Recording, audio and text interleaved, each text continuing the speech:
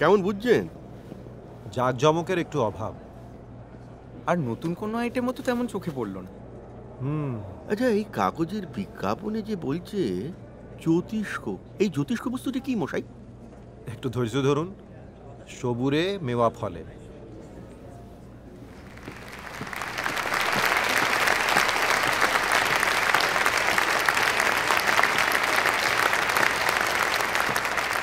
Thank you, thank you, thank you.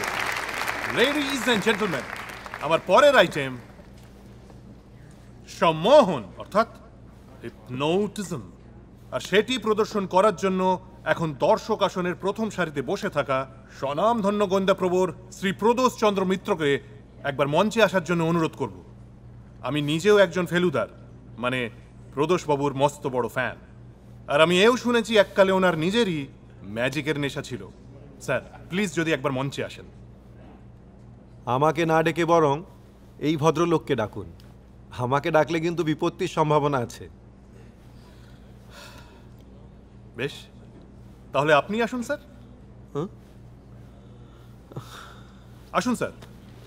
প্রদোষবাবুর অন্তরঙ্গ বন্ধু, বিখ্যাত রহস্য রোমাঞ্চ ঔপন্যাসিক শ্রী লালমোহন গাঙ্গুলি ওরফে জটায়ু। আসুন স্যার, প্লিজ বসুন।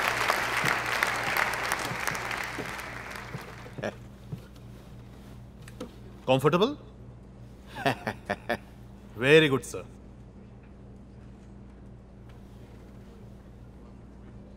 লালমোহন বাবু, আমার চোখের দিকে এক দৃষ্টে চেয়ে থাকুন। এক দৃষ্টে, এক দৃষ্টে, এক দৃষ্টে চেয়ে থাকুন।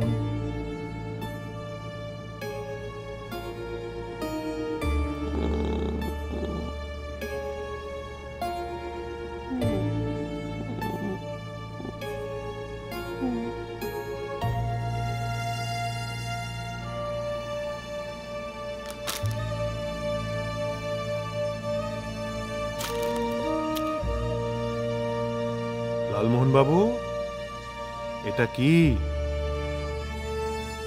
এটা একটা চকলেট। চিনতে পারছেন না? চকোলেট খাবেন? খাবো। এই নিন।